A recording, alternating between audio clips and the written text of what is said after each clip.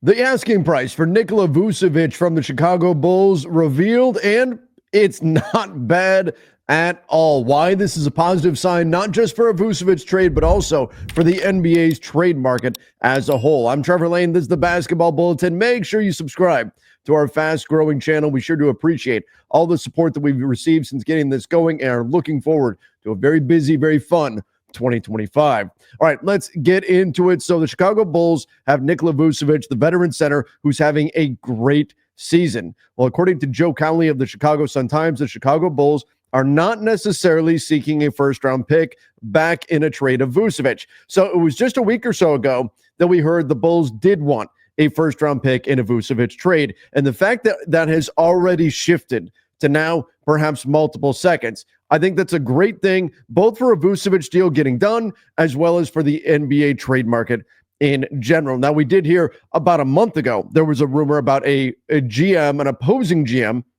who said that he valued Vucevic's at multiple seconds on the trade market, but that was coming from an opposing GM. A lot of people took that and ran with that and assumed that that was what Chicago would accept. I had a lot of people saying, oh, do the deal right now. Get it done now then, if the Bulls will just take second rounders for Vucevic. But that was not the case at the time. That was an opposing GM saying what he valued Vucevic at. Now we're getting the Bulls lowering the asking price again, just about a week after word came out that they wanted a first-round pick in exchange for Vucevic, and this is what you want to see. What you want to see is teams set the asking price high initially and then have that come down as we get closer to the trade deadline, and you also want to see motivation on the seller's side of things to not stick firm with their asking prices all the way up until the deadline, because that tells you that we can get some activity prior to the trade deadline. Now, the Chicago Bulls are in a situation where they could potentially lose their draft pick if they don't wind up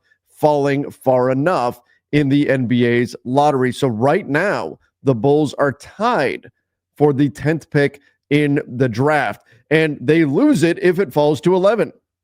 If it's the 11th pick, it goes to the San Antonio Spurs. So the Bulls are in a very precarious position. They clearly want to move on from Zach LaVine, from Nikola Vucevic, from Lonzo Ball. We'll talk about those guys in just a minute.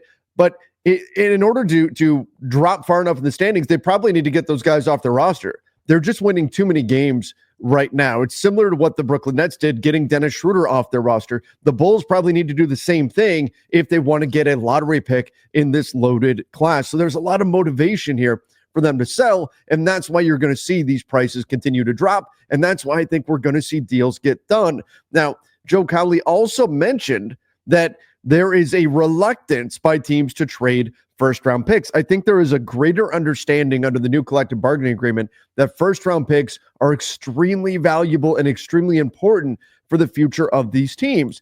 And so if teams are really digging their heels in the sand and saying, no, we are not going to part with future first-round picks, that's going to mean that there's going to be players available for second-round draft capital, because, again, I think there is, for specific teams, motivation on the seller's side this year too, which has not been the case in the past. In the past, we've seen a very strong market on the buyer side, a lot of demand on the buyer side, but not a lot on the seller side, and that's kept prices very, very high. This year, because of the quality of the draft class, in addition to the precarious position a team like the Chicago Bulls are in when it comes to actually keeping their pick or not. I mean, it's a huge difference. Having a pick in this draft class or not could be franchise altering. That's how good this draft class is. So there is that inherent motivation on the side of the sellers too that I think is going to bring prices down to a point where we do see deals get done. Now, Vucevic gets $20 million this season. We'll take a peek at the contract in just a second. Gets $20 million this season, averaging 20.7 points, 9.8 rebounds, 3.2 assists. I mean, look, Nikola Vucevic, he's not a perfect player. The Bulls aren't trading him if he is. He's 34 years old. But could you imagine if you're a buyer out there on the market right now and having the ability to use multiple seconds to get a legit 20 and 10 guy? That's what he is. He's a 20 and 10. Now, that's missing a lot of context. That's missing a lot about what makes him not a perfect player. He's not great defensively. Teams, look, they're going to torch him at the rim. That's what happens with Nikola Vucevic. But look at the numbers. Look at the numbers. He's been a double-digit rebounder for years. He's at least going to help you on the glass, 20 and 10 this season, plus he can pass the ball, 3.2 assists per game, plus he's shooting 45% from three. Is that sustainable? Hell no, that's not sustainable. The dude is a 35% career three-point shooter. And this is part of why the Bulls should cash in now on Vucevic. If you can get a couple seconds for him, great. I think teams are smart enough to know that he's not going to do this forever, right? If Vucevic was doing this at 25 years old, we're talking multiple first-round picks. But he's not 25. He's 34, and he has a long history of being a good, not great three-point shooter. He did have a season where he shot 40% from three. He did do that. But over his career, he's a 35% three-point shooter, 45%. He's shooting way above his head right now. You know that number is going to drop down. That doesn't mean he can't be impactful from behind the arc. You just know he's not going to do this all season long. That's what the numbers tell you.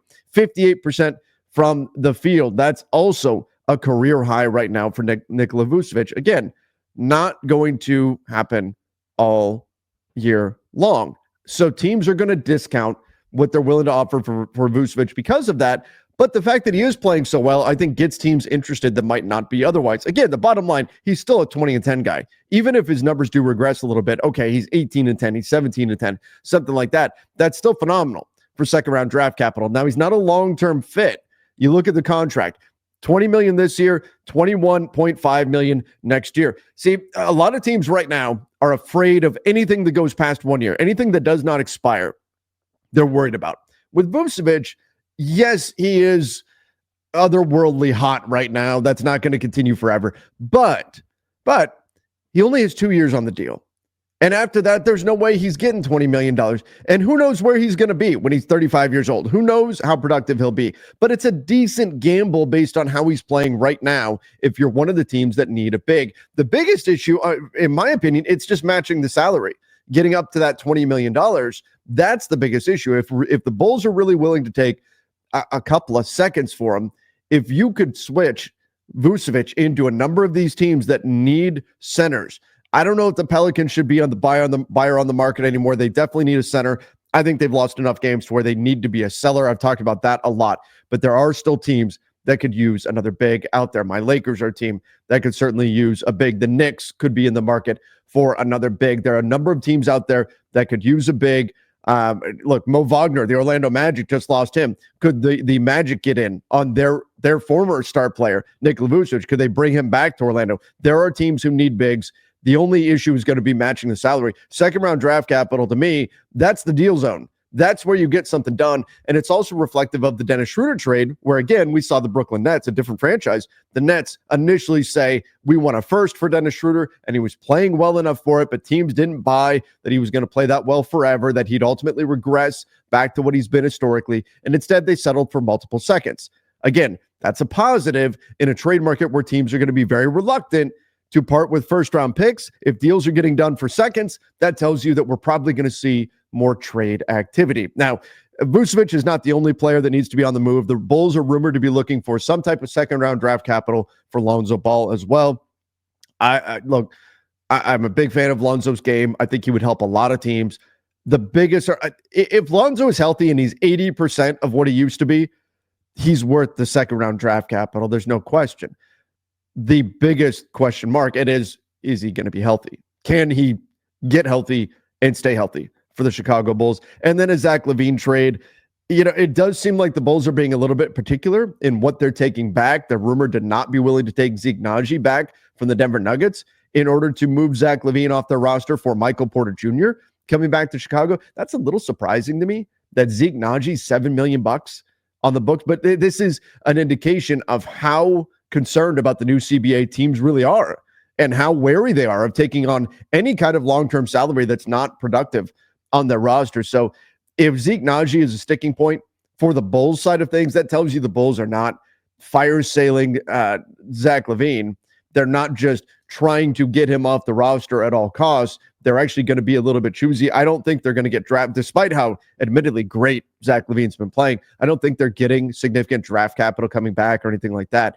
I think they just don't want to have to take on any kind of negative asset in order to get LaVine back, which just in terms of matching salaries, That's going to be difficult. It's going to be difficult to find a trade, to find a team that can stack up that much money in a deal, unless it's a team with cap space. That's going to be difficult to find a deal for Zach LaVine. But the bottom line, the Bulls, very much a seller on the market.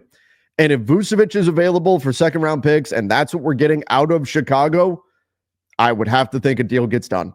I would assume that someone will pounce on that. But it is a very competitive center market. There's other players out there. Jonas Valanciunas being one of them. Jakob Poeltl potentially being another one. Robert Williams. There's a number of bigs that may be on the market that may continue to drive prices down. We'll see how things look as we get into 2025.